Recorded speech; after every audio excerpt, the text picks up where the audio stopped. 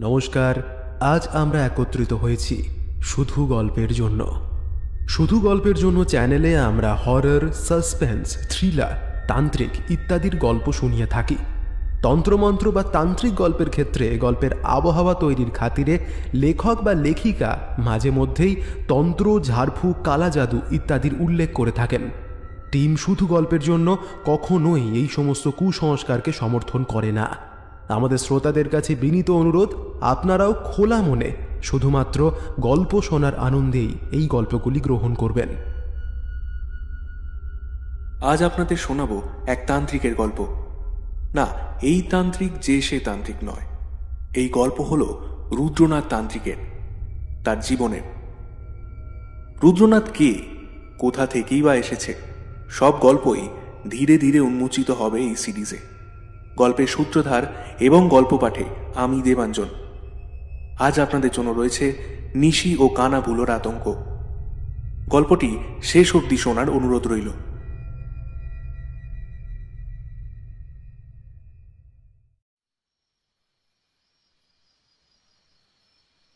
রাস্তায় তেমন লোকজন নেই। শূন্য রাস্তার ধারে থাকা বিশালাকার বৃক্ষের শাখা প্রশাখার মধ্য দিয়ে অস্তন্মুখ সূর্য উঁকি দিচ্ছে। ধীরে ধীরে সমগ্র বিশ্ব চরাচর লুটিয়ে পড়ছে মৃদু আঁধারের কোলে। অভিমানী রবি যখন সঙ্গীহারা হয়ে ক্লান্ত হয়ে ডুব দেবে পশ্চিম গগনে, তখন এই প্রকৃতি রানী সেজে উঠবে নবরূপে। এই অরণ্য প্রেমের জোয়ারে ভাসিয়ে তুলবে আমার মতো পথচারীর আকুল হৃদয়কে। কতদিন হয়ে গেল মা আর বাবা এই কথা দুটো বলিনি, বলতে ভুলে গেছি। সেই ছোট্টবেলায় তাদের স্পর্শ, তাদের মলিন ডাকটা আজকে বড় মনে পড়ছে। আসলে সংসারের চাপ অনেকটা সকালবেলার প্রখর রৌদ্রদীপ্তির মতো। সারা রাত ধরে যে স্বপ্নগুলো মনের মধ্যে ডানা মেলে উড়ে চলে কল্পনা রাজ্যের এক প্রান্ত থেকে আর এক প্রান্তে, সেগুলো যেন ভোরের আলো ফোটার সাথে সাথে চাপা পড়ে যায় বাস্তব জীবনের প্রবল চাপে। আজ ইচ্ছে করেই এই কাটাবুড়ির জঙ্গলে এসেছি। নবাগত মনমরা এই প্রতীককে আজ হঠাৎ দেখে অরণ্যের আদিম দেবতাও যেন একটু অবাক হয়েছে। আসলে এই কাটাবুড়ির জঙ্গলে লোক সমাগম প্রায় নেই বললেই চলে। এদিকে একটা পোড়ো রাজবাড়ি আছে। রাজা আদিত্যনারায়ণ এই মহেন্দ্রপুর গ্রামের রাজা ছিলেন। অজ্ঞাত কোনো কারণে রাজবাড়ি পুড়ে গিয়ে সকলেই মারা যায়। তারপর থেকে এই জঙ্গল ধীরে ধীরে অধিকার করে এই বিরাট অট্টালিকার প্রতিটা জায়গা। জঙ্গলটাও গ্রামের একেবারে শেষ প্রান্তে। আমি এখানে প্রায়শই আসি বনের ফুল আর মধু সংগ্রহ করতে। তবে এই কদিন আর আসা হয়নি। আজ যখন হাট থেকে ফিরছিলাম, তখন ইচ্ছে হলো এই জঙ্গলে দুদণ্ড বসে সময় কাটাবো। পাশেই শিউলি গাছের সাদা ফুলগুলো আমার দিকে চেয়ে যেন মিটিমিটি হাসছে। হলুদ ধতুরা ফুলগুলো সামান্য একটু নড়ে উঠল। ওরা যেন জানতে চাইছে এত দিন আমার এখানে না আসার কারণ। দূরে কোথাও কয়েকটা পাখি কিচিরমিচির শব্দ করে ডেকে উঠল। হঠাৎ খানিকটা দূর থেকে একটা পুরুষ কণ্ঠ ভেসে এলো। মারে, তোর সন্তানদের রক্ষে কর মা। সকল মানুষ যেন তোর ছত্র ছায়ায় থাকতে পারে। আচমকা এই কণ্ঠে আমি কেমন থতমত খেয়ে গেলাম। প্রায় সন্ধে হয়ে এসেছে। এই সময় কাটাবুড়ির জঙ্গলে তো কেউ আসে না। তাহলে জঙ্গলে গাছপালার আড়াল থেকে কারোর পরনের লাল ধুতি চোখে পড়ছে। কিন্তু সামনেই তো সেই রাজবাড়ি। তাহলে লোকটি কি সেখানেই রয়েছে? এইসব ভাবতে ভাবতে মনে একরাশ বিস্ময়কে সঙ্গী করে এগিয়ে চললাম সেদিকে। জঙ্গলের রাস্তায় শুকনো পাতার উপর খচমচ শব্দ করে গিয়ে থামলাম রাজবাড়ির সামনের খোলা জায়গাটার কাছে। তা ভবেশ, তোমাদের গ্রামখানা কিন্তু বেশ চমৎকার। আর এই জঙ্গলের মধ্যে একটা আলাদা মাদকতা রয়েছে, বুঝলে? আমি অবাক হয়ে তাকিয়ে রয়েছি মানুষটির দিকে। তান্ত্রিক মানুষ। হ্যাঁ, আমি নিশ্চিত ইনি একজন মহাগুণী তান্ত্রিক। না হলে আমাকে না দেখেই আমার নাম কি করে বললেন? এর আগে তো ওনার সাথে আমার দেখা হয়নি। তবে না না, আমি কোনো মহান পুরুষ মানুষ নই ভবেশ। আমি তোমার মতোই একজন সাধারণ মানুষ।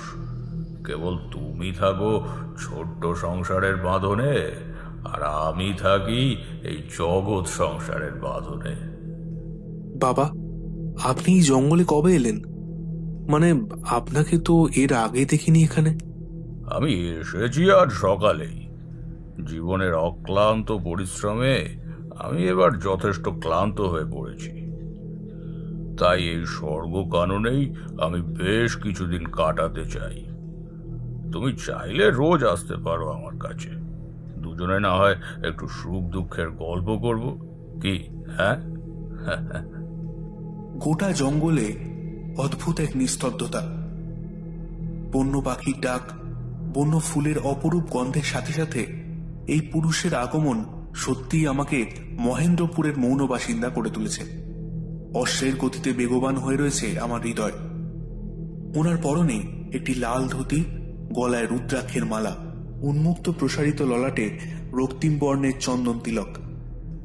চোখগুলির মধ্যে একটি প্রশান্তির ভাব সদা বিরাজমান। অনেকক্ষণ তাকালে বড়ই আপন বলা লাগে মানুষটিকে, যেন যে আপন খেয়ালেই মজে রয়েছে।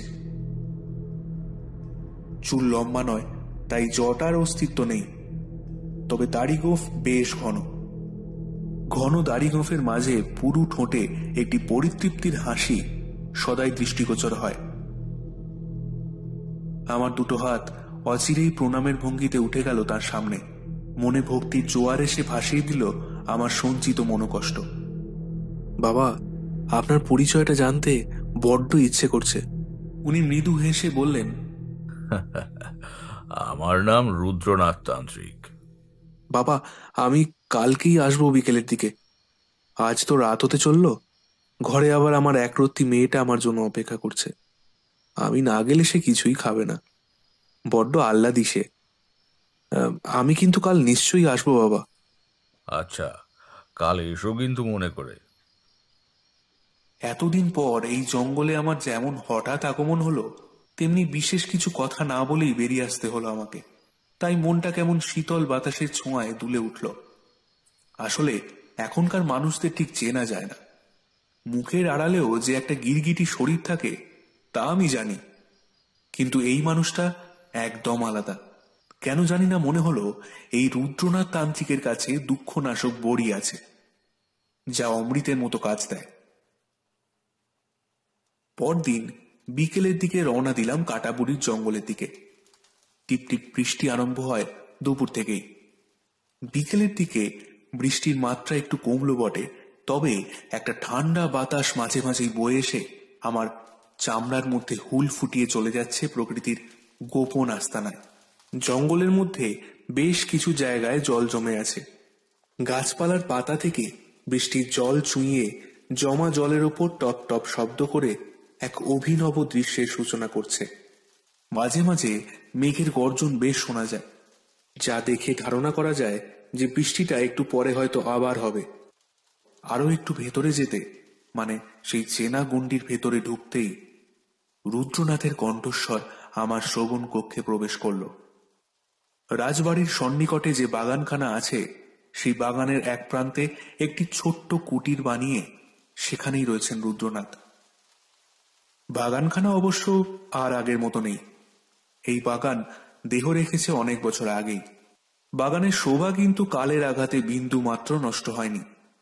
নানান বন্য ফুল প্রস্ফুটিত হয়ে এই প্রাচীন বাগানের শোভাকে টিকিয়ে রেখেছে। রুদ্রনাথ কুটিরের ভেতর বসে উপরে টান দিচ্ছিলেন। আমাকে দেখতে ডাক দেন, এই যে, এদিকে এসো। কুটিরটা খুব ছোট নয়, যতটা বাইরে থেকে মনে হচ্ছে। বেশ পরিষ্কার ভেতরটা। এই বৃষ্টির জন্য ভাবলাম তুমি হয়তো আসবে না। এই সময় তোমার মতো একজন সঙ্গী না হলে চলবে না। ও হ্যাঁ, ভালো কথা, কালকের কচুরিগুলো গরম ছিল তো? আমি তো অবাক। সত্যিই তো, গতকাল একটা কচুরির থলে আমার সাথে ছিল। বাজারে কিনিনি তা পরিষ্কার মনে ছিল, কিন্তু সেটার আগমন কোথা থেকে হলো তা আমি তখন মোটেই বুঝতে পারিনি। তাহলে রুদ্রনাথ? রুদ্রনাথ একটু হেসে বললেন, বিনির জন্য এটুকু তো করাই চলে। হ্যাঁ, ভারী মিষ্টি মেয়ে তোমার। আমি এতক্ষণে আরো বুঝতে পারলাম রুদ্রনাথ কোনো সামান্য মানুষ নন। এনার অদ্ভুত কিছু ক্ষমতা আছে, নইলে আমার মেয়েকে না দেখেই উনি কি করে বললেন এত সব কথা, তা আমি একটুও বুঝতে পারছি না। তোমার অত বুঝে কাজ নেই, তুমি বরং বলো যে কি গল্প করা যায়। বাবার মুখে ছোটবেলায় নানান ধরনের গল্প শুনেছিলাম। সেই সব গল্প কবেই স্মৃতির আধারে মুখ লুকিয়েছে তার ঠিক নেই। তাই আবদার করলাম, ঠাকুরমশাই, কিছু অদ্ভুত প্রেত বা পিশাচের গল্প বলুন না।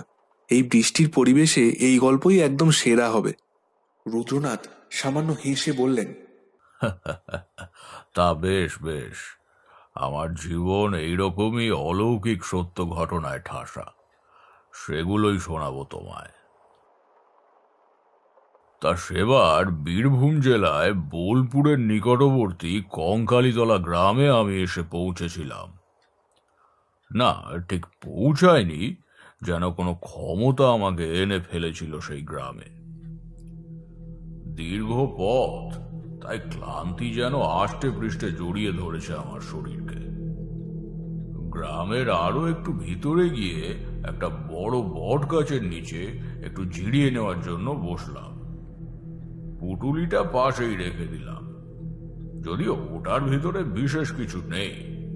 কিছু ফল, কয়েকটা ধুতি আর একটা চাদর আছে। রাতে যদি শীত করে তাই নিয়ে রেখেছি। তখন কিন্তু আজকের মতো গ্রামের দিকে এত কোলাহল ছিল না। গ্রামের নির্মল পরিবেশ, গাছে গাছে পাখিদের গুঞ্জন, গ্রামের মাটির সোদা গন্ধ, একটা শান্ত বাতাসের ছোঁয়া, এই সব কিছু নিয়ে কত যেন সেই পবিত্র পরিবেশ। চোখটা লেগে গিয়েছিল। কতক্ষণ ঘুমিয়েছিলাম ঠিক খেয়াল নেই, তবে একটা বাচ্চা মেয়ের মৃদু কণ্ঠে হঠাৎই ঘুমটা ভেঙে গেল। কই গো, তুমি শুনতে পাচ্ছ? এই যে এদিকে আমি।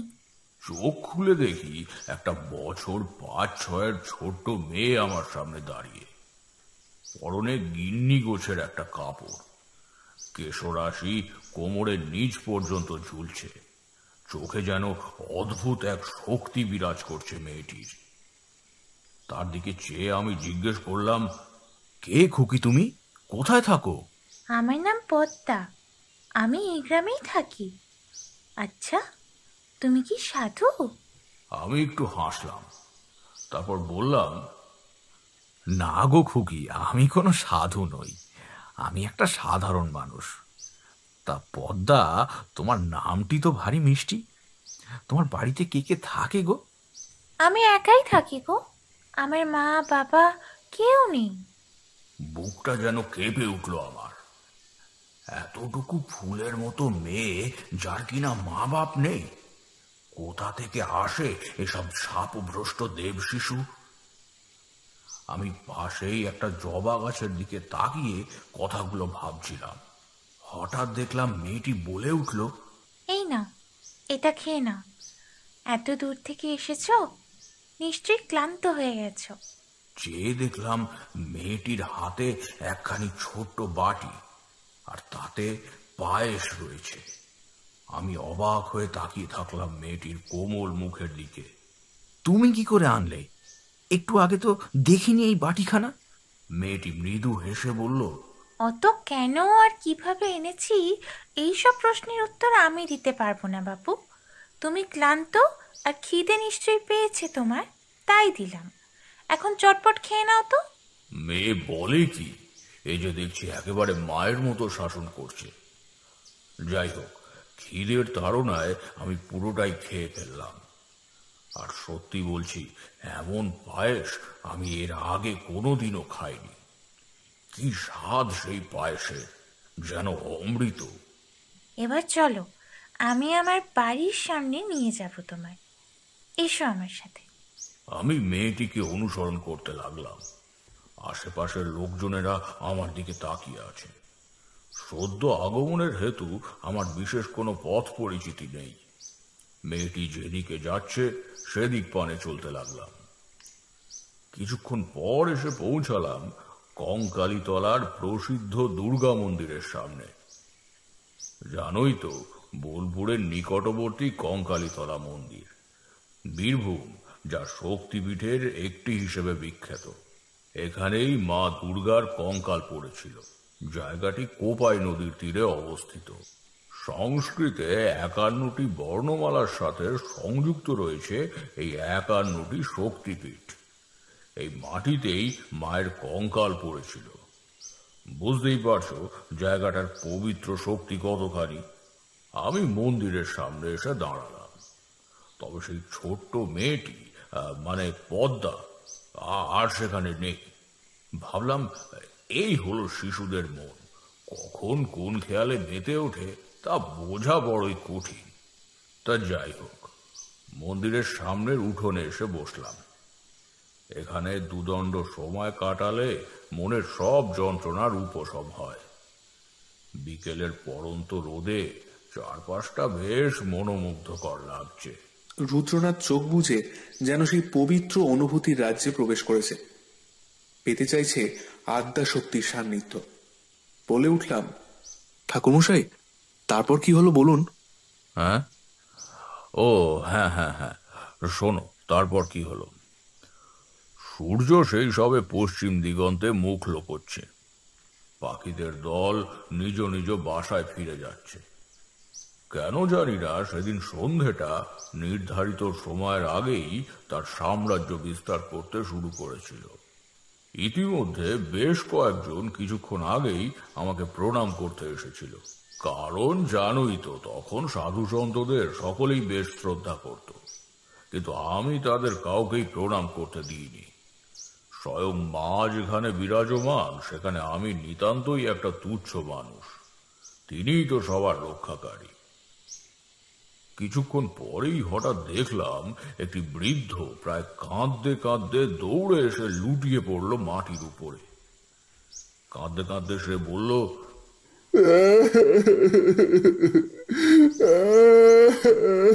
মারে রক্ষে কর, রক্ষে কর।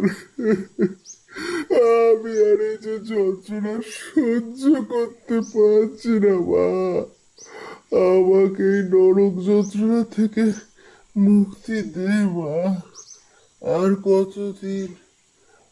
কতদিন সহ্য করবো মা, আর কতদিন।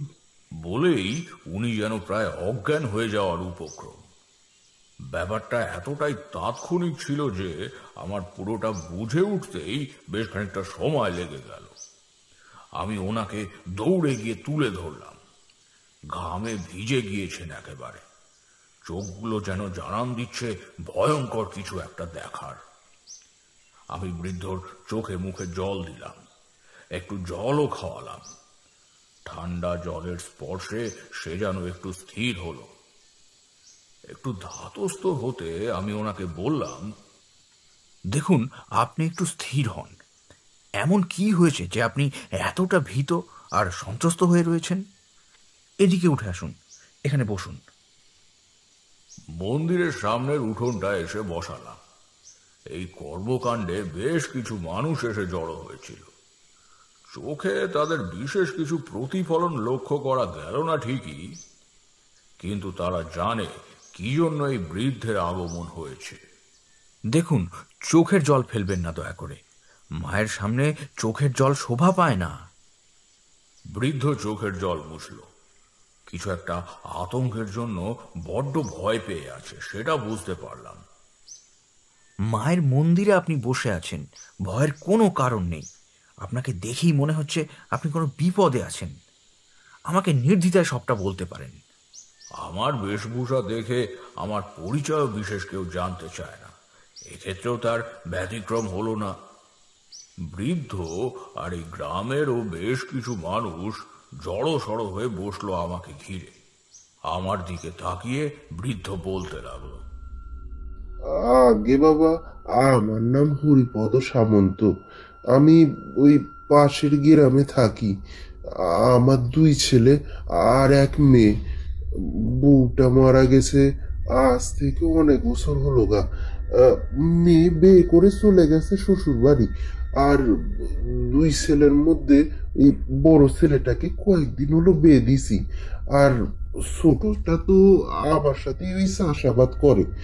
ছোট ছেলে আমার বড়ই শান্ত স্বভাবের, প্রিয়জনের অতিরিক্ত বেশি কথা বলে না, সবাইকে খুব ভক্তি শ্রদ্ধা করে। আর গর্ব করে বলতে পারি কারোর ক্ষতি সে আজ পর্যন্ত করেনি।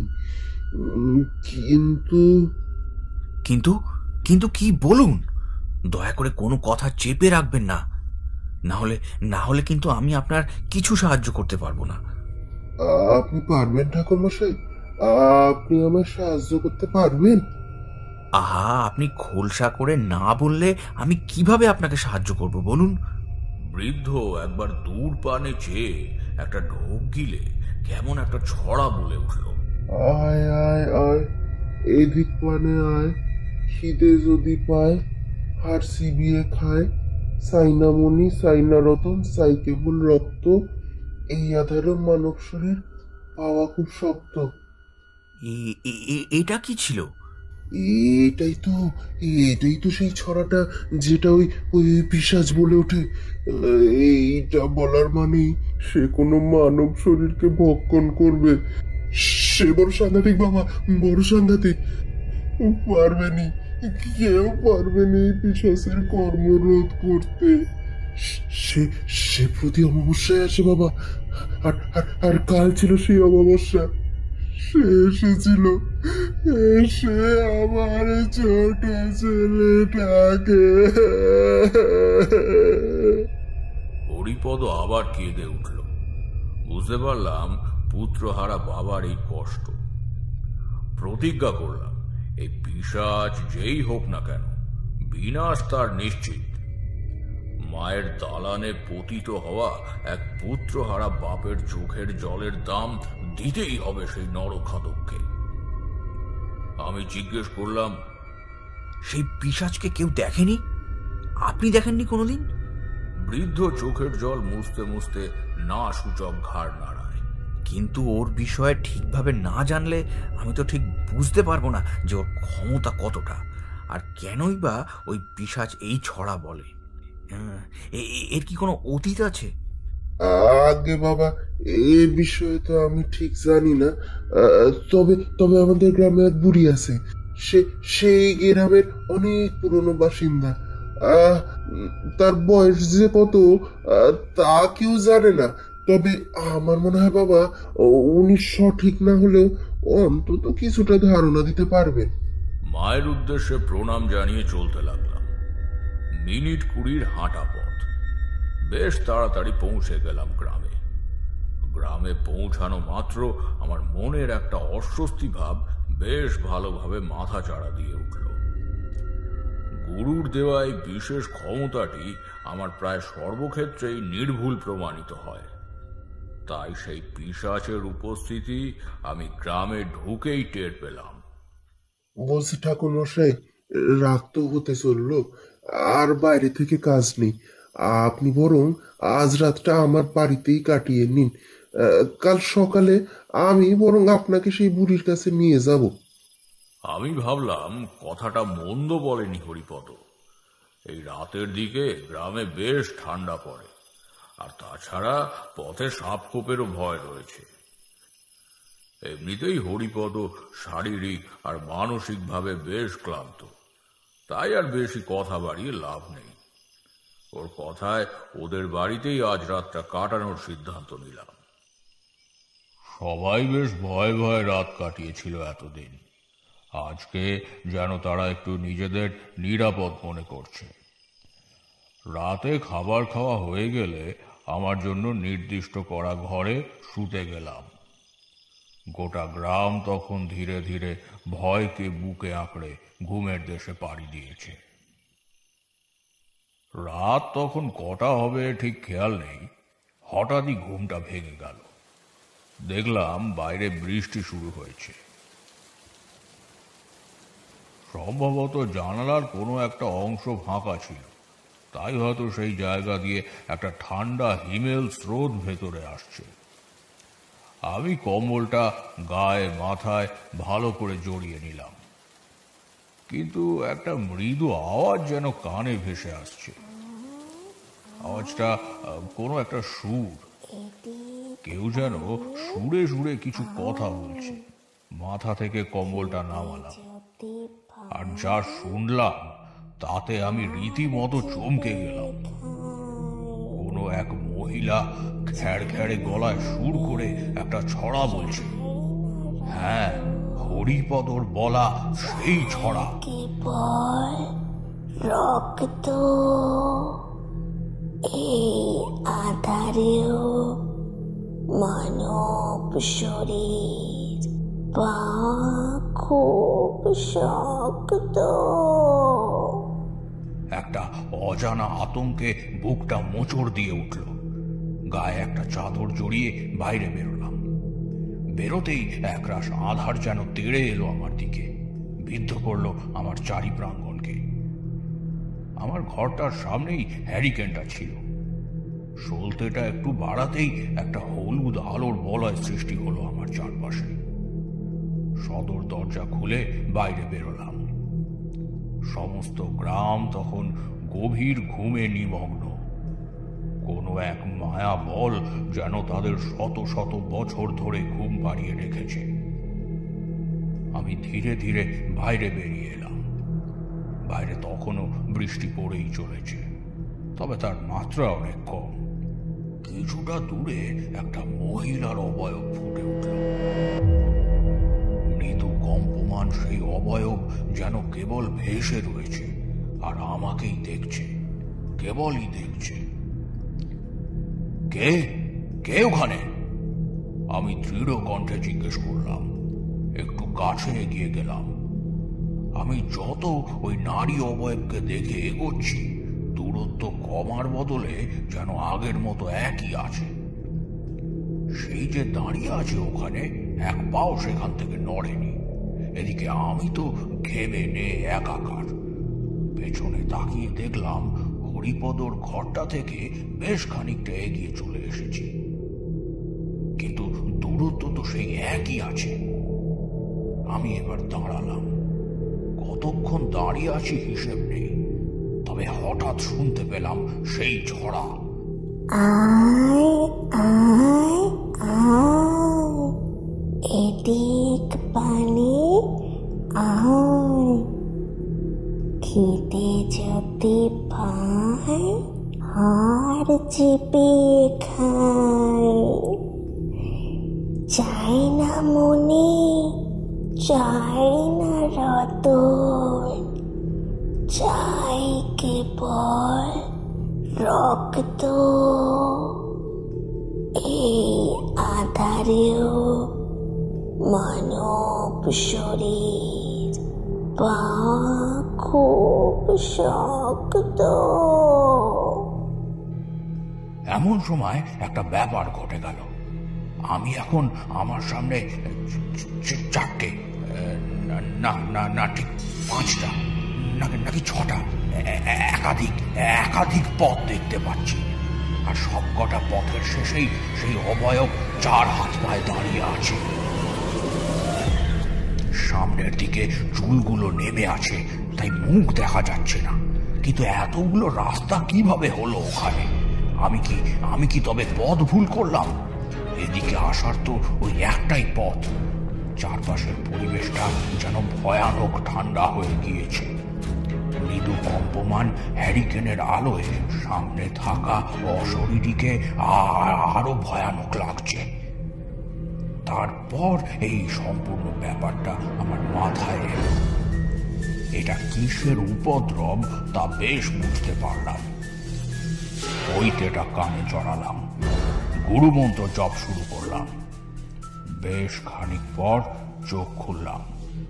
খুলে দেখি সবকিছু আগের মতোই আবার স্বাভাবিক হয়ে গিয়েছে। পথ এখানে একাধিক নেই, একটি পথ কেবল চোখে পড়ছে, আর সে অবয়ব আর সেখানে নেই। ফিরে এলাম হরিপদর বাড়িতে। পরদিন সকালে হরিপদ ছাড়াও গ্রামের অনেকেই আমার সঙ্গে দেখা করার জন্য এসেছে। আমাকে প্রণাম জানিয়ে সকলেই আমাকে ঘিরে গোল করে বসে আছে। তাদের সবার দৃষ্টি আমার দিকে নিবদ্ধ। চোখে আর মুখে ভয়ের ছাপ স্পষ্ট। আমার কুঞ্চিত ভ্রুযুগল দেখে বৃদ্ধ হরিপদ আমাকে জিজ্ঞেস করলো, বাবা, আপনাকে তো চিন্তিত লাগছে কেন? কিছু কি হয়েছে? কাল রাতের কিছুই ওদের আর বললাম না। বেচারা সকলেই ভয় পেয়ে আছে, তার উপর যদি এইসব বলি তাহলে আর দেখতে হবে না। তোমাদের গ্রামে নিশি আর কানা ভুলের উদ্ভব হয়েছে। পাশ থেকে এক মহিলা বলে উঠল, সে আবার কি ঠাকুর মশাই? সেই কথা আমি পরে বলবো খন। সবার আগে সেই বৃদ্ধার সঙ্গে দেখা করতে হবে। হরিপদকে উদ্দেশ্য করে এই কথাগুলো বললাম। হরিপদ আর গ্রামের বাকিরা আমাকে নিয়ে চলল সেই বৃদ্ধার কাছে। একটা ছোট ঝুপড়ি মতো ঘরে সেই বৃদ্ধার বাস। নমস্কার, আমি রুদ্রনাথ। আমি এই গ্রামে নতুন এসেছি। আপনাদের এই অনবরত ঘটে চলা বিপদ কিছুটা লাঘব করার চেষ্টা করব। আচ্ছা, আপনি কি গ্রামে ঘটে যাওয়া বিপদ সম্পর্কে কিছু বলতে পারবেন? মানে কিভাবে এই পিশাচিনীর উদ্ভব হলো, সে বিষয়ে যদি একটু খুলে বলতেন তাহলে ভালো হতো। বৃদ্ধা মৃদু হাসল, তারপর বলতে শুরু করলো, যাকে যাকে তোরা পিশাচিনী বলছিস, সেই ছিল গ্রামের সবচেয়ে সুন্দরী আর বুদ্ধিমতী মেয়ে। মানে মানে যাকে বলে রূপে লক্ষ্মী আর গুণে সরস্বতী। মেয়েটা আমাদের গ্রামের সকলকে নিজের পরিবার ভাবতো। তবে তবে ওর বাপটা ছিল অত্যাচারী নিষ্ঠুর জমিদার। মেয়ে পেয়েছিল বাবার বিপরীত গুণগুলো।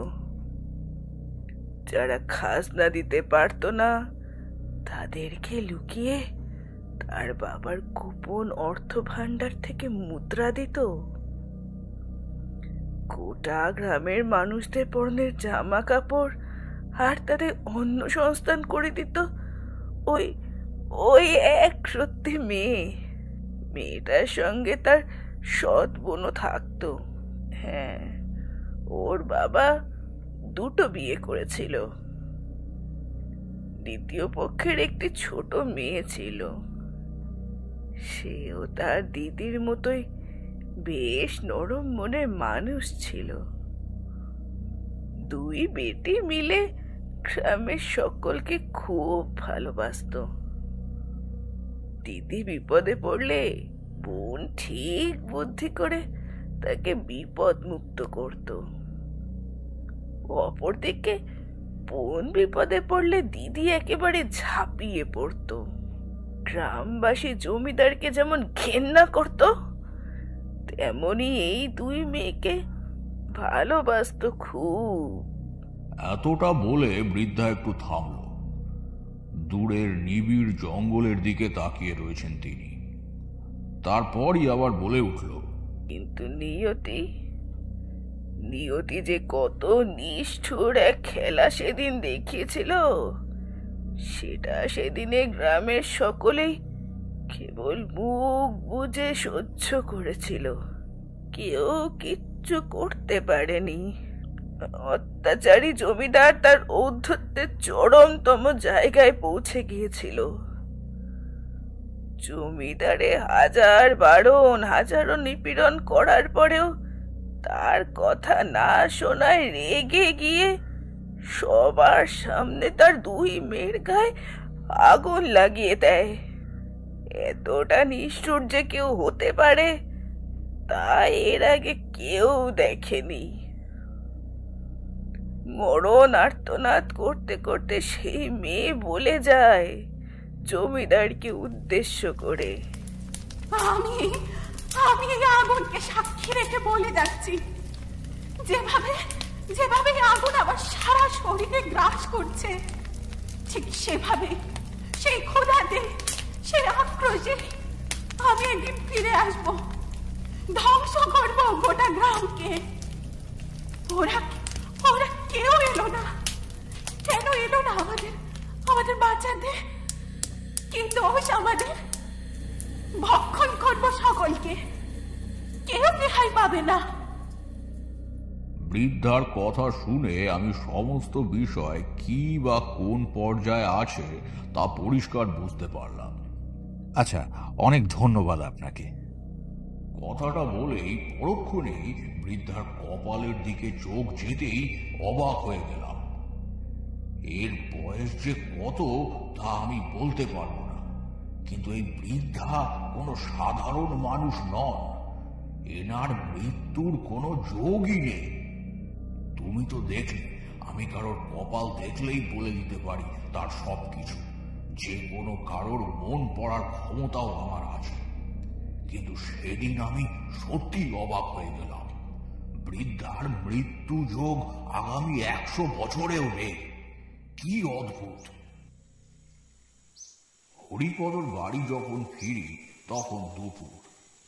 সূর্যের প্রখর আলো আর তেজ প্রকৃতির রন্ধ্রে রন্ধ্রে ছড়িয়ে দিয়েছে।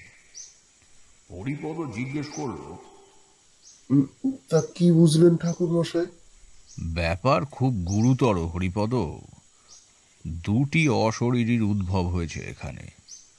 প্রথম জন অর্থাৎ নিশি, যে কিনা রাতের বেলা ডাকে প্রিয়জনের নাম ধরে।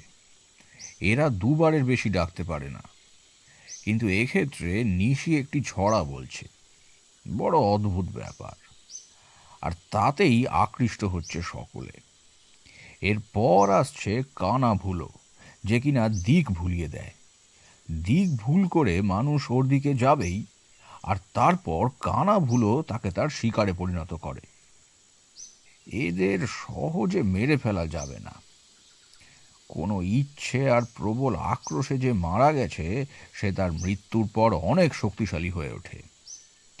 আর তাছাড়া এরা 2 জন 2 দিক দিয়ে আক্রমণ করছে। একজনকে মারার চেষ্টা করলে অন্যজন ঠিক তাকে বাঁচিয়ে ফেলবে। যদি আমি কানা ভুলোকে মারতে যাই, তাহলে নিশি আমাকে বশীভূত করার চেষ্টা করবে। আবার যদি নিশিকে মারার চেষ্টা করি, তবে কানা ভুলো আমাকে দিশাহারা করে দেবে। হ্যাঁ, তাহলে উপায় কি বাবা? আমরা কি সবাই একে একে তার শিকারে পরিণত হব? আপনি কিছু একটা করুন ঠাকুর মশাই, আপনি কিছু একটা করুন। আহা, আমি তো আছি। আমি যখন আছি, নিশ্চয়ই কিছু একটা উপায় বেরোবে। চিন্তা করো না, হাতে এখনো 13 দিন সময় আছে। এরপর তো আরো 2 দিন কেটে গেল। উপায় তো পেলামই না, বরং চিন্তা আর ভয় বেড়ে যেতে লাগলো। একদিন সন্ধ্যের দিকে বাইরে বসে আছি। হরিপদ সন্ধে দিচ্ছে। পরিবেশটা বেশ থমথমে। আগাম কোনো ঝড় আসার আগে যেমন পরিবেশটা চুপ থাকে, ঠিক সেই রকম। হঠাৎ দেখলাম আমার আঙুল ধরে কে যেন টানছে। একটু অন্যমনস্ক ছিলাম। চোখ খুলে দেখি পদ্মা। ও কি, পদ্মা নাকি? তুমি এখানে? আর এখন? আর তাছাড়া কিভাবে এলে? উফ, তোমার এত প্রশ্ন কেন? আমি অত বলতে পারবো না বাপু। আমার যেটুকু বলার সেটুকু বলে আমি চলে যাব। এখন চুপটি করে শোনো। পদ্মা যা বলল তা শুনে আমি তো রীতিমতো ভূত দেখার মতোই চমকে গেলাম। সে বলে, আচ্ছা, তুমি তন্ত্রে 64 যোগিনীর নাম শুনেছ? পদ্মা, তুমি এসব কি করে জানলে? এসব তো তোমার জানার কথা নয়। তুমি কে সত্যি করে বলো তো। আমি কে সেটা একটু পরেই জানতে পারবে। তবে আগে বলো, আমি যা জিজ্ঞাসা করলাম তা জানো? হ্যাঁ, তা জানি। প্রথম অষ্টযোগিনীর নাম জানো? বুঝলাম এ কোনো সাধারণ মেয়ে নয়, তাই আর কথা না বাড়িয়ে অষ্টমাতৃকার নাম উল্লেখ করলাম। সুরসুন্দরী, মনোহরা, কনকবতী, কামেশ্বরী, রতি সুন্দরী, পদ্মিনী, নটিনী আর মধুমতী। বাহ, তাহলে জানো। বেশ, তবে এদের পুজো করে আহ্বান করো। আমি আসি। মা, তোর পরিচয় দিলি না তো। কে তুই মা? এরপর যা দেখলাম তাতে আমার গা দিয়ে যেন ঠান্ডা স্রোত বয়ে গেল। গায়ের লোম খাড়া হয়ে গেল। যা দেখছি তা কি কোনো স্বপ্ন? একবার চিমটি কাটলাম, দেখলাম না, মোটেই না, এটা বাস্তব। পদ্মা চলে যাচ্ছে, কিন্তু তার দিক থেকে একটা হলুদ উজ্জ্বল আলো ঠিকরে বেরিয়ে আসছে, পবিত্র আলো। হ্যাঁ, সেই আলো পবিত্রতারই প্রতীক। মায়ের লম্বা কেশরাশি, পদযুগল থেকে নূপুরের ঝুমঝুম শব্দ যেন ধীরে ধীরে মিলিয়ে যাচ্ছে বাতাসের কোলে। আমি কি বলবো বা কি করবো তা যেন বুঝে উঠতে পারছি না। সে এক অদ্ভুত অভিজ্ঞতা। আমি মৃদু স্বরে বললাম, আচ্ছা ঠাকুরমশাই, এই অষ্টমাতৃকা আসলে কি, যদি একটু বলেন। অষ্টমাতৃকা বা ৮ যোগিনী হলেন ডাকিনী বা যোগিনী বিদ্যায় সিদ্ধি লাভ করা অতি প্রাকৃতিক শক্তির অধিকারিণী। এরা নিজেদের শরীর ও মনের দ্বারা প্রকৃতিকে নিয়ন্ত্রণ করতে পারত। নিজেদের ইচ্ছেতে বৃষ্টিপাত ঘটানো, অসুস্থকে সুস্থ করে তোলা কিংবা ধ্বংসাত্মক ক্ষমতার প্রয়োগে অশুভকে বিনাশ করতে পারত এরা। এমনকি এরা বশীকরণেও পারদর্শী যথেষ্ট ছিল। রুদ্রনাথ একটু থেমে আবার বলে চলল, তারপর আমি হরিপদকে ডাকলাম, বললাম, দেখুন, একটা উপায় পেয়েছি। যা যা বলে দিচ্ছি তা কালকেই আনিয়ে রাখবেন। আশা করছি বিপদ কাটাতে সক্ষম হব। আমার কথা মতো হরিপদ পরের দিন সকালেই যা যা আনতে বলেছিলাম তা সবই জোগাড় করে ফেলেছে। সব থেকে যেটা গুরুত্বপূর্ণ সামগ্রী ছিল সেটা হলো কঙ্কালী তলায় মায়ের মন্দিরের মাটি। এরপর ঠিক সেই দিন এসে উপস্থিত হলো যেদিন গোটা গ্রাম ভয়ে আর আতঙ্কে আবারও ভাগ্য দেবতার পায়ে নিজেদেরকে অর্পণ করে। সকলকে বললাম, আপনারা কেউ আমি না আসা পর্যন্ত বাড়ির বাইরে বেরোবেন না। আমার গলা করে হয়তো কেউ ডাকতে পারে। দরজা মোটেই খুলবেন না, কিন্তু ভোরের আলো ফোটার পর তবেই দরজা খুলবেন। মাকে ডাকবেন, মা ঠিক রক্ষা করবে সকলকে, কেমন? ঠিক রাতের দিকে উপস্থিত হলাম সেই জঙ্গলে যেখানে মেয়েগুলোকে পুড়িয়ে মারা হয়েছিল। পরিবেশটা একদম গুমোট। আগত ঝড়ের পূর্ব লক্ষণ এটা। জঙ্গলে রাতের নিজস্ব একটা শব্দ থাকে। কোনো অদ্ভুত অসাধু ক্ষমতা যেন নির্মল প্রকৃতির মুখ চেপে ধরেছে। কঙ্কালী তলার মাটি দিয়ে অষ্টমাতৃকার বেদি স্থাপন করলাম। 8টি সিঁদুর দিয়ে প্রতি মাতৃকার নামের প্রথম অক্ষরগুলো লিখলাম বেদির ওপর। কঙ্কালী তলার মায়ের পায়ের ফুল রাখলাম বেদির মাঝখানে। এরপর বেদির সামনে হোমের জন্য কাঠগুলো সাজিয়ে আগুন ধরালাম। কিন্তু একই, সামনে থাকা বেদি আর হোমকুণ্ড এখন চোখের সামনে কেমন আবঝা আবঝা লাগছে। ব্যাপারখানা বুঝলাম।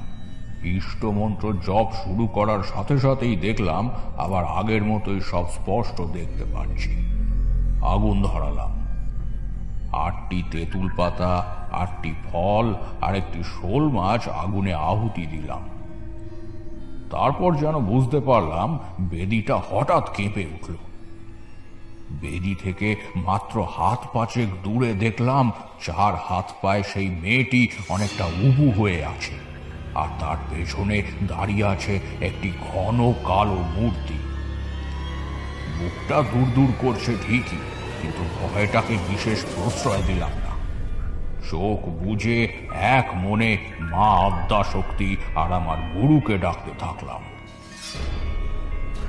নিয়ম অনুযায়ী চোখ খোলা চলবে না, তাই কতক্ষণ কাটলো ঠিক জানি না। হঠাৎ কানে এলো সেই ছড়া,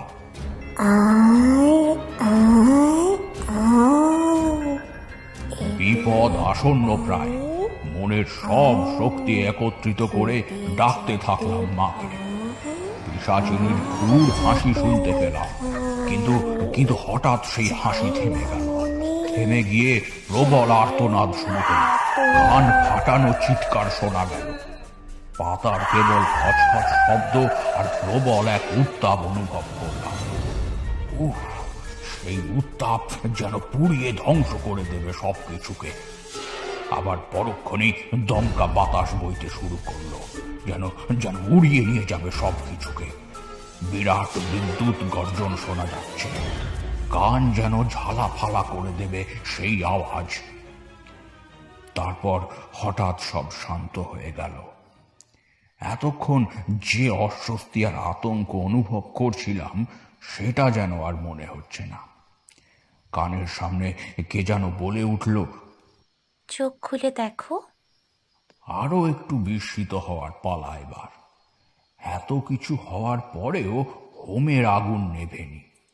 আগুনের লেলিহান শিখা বহাল তবিয়াতে নিজের অস্তিত্ব কায়েম রেখেছে। এতক্ষণ ধরে কি কি চলেছিল তা জানি না, কেবল এই যুদ্ধক্ষেত্রের প্রত্যক্ষ দর্শক হয়ে থাকলো এই জঙ্গলের গাছপালা আর কিছু নিশুতি পাখি। জঙ্গলের ভেতর থেকে একটা সবুজ আর একটা রক্তিম আলো ধীরে ধীরে ওপরে উঠে মিলিয়ে গেল আকাশের বুকে। শুভ আর অশুভর খেলায় শুভ শক্তির জয় সুনিশ্চিত হলো। গ্রামে যখন ফিরলাম তখন প্রায় সকাল হয়ে গিয়েছে। নতুনভাবে আবার জন্ম নিল এই অভিশপ্ত গ্রাম। সমস্ত অত্যাচার, ভয়, আতঙ্ক, মান অভিমান, প্রতিশোধ স্পৃহা ধুয়ে মুছে যায় সেই রাতে। শুরু হয় এক নতুন অধ্যায়। রুদ্রনাথের বলা গল্পের মধ্যে একটা আলাদা মাদকতা বিরাজ করে। কুটিরের বাইরে যে আধার খেলা করছে, সেই আধারের বক্ষ মাঝে জোনাকিরা হলুদ আলো জ্বালিয়ে খুঁজে নিচ্ছে তাদের জীবনসঙ্গীকে। এই বিচিত্র প্রকৃতি রাজ্যের মাঝে প্রকৃতি রানী মোহিনী রূপে বারে বারে এসে মিষ্টি সৌরভে নতুন নতুন প্রাণের সৃষ্টি করছে।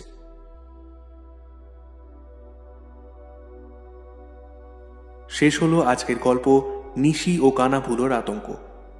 বিভিন্ন চরিত্রে শুভদীপ, বিপ্রদীপ, নবনীতা, প্রার্থনা এবং অনন্যা।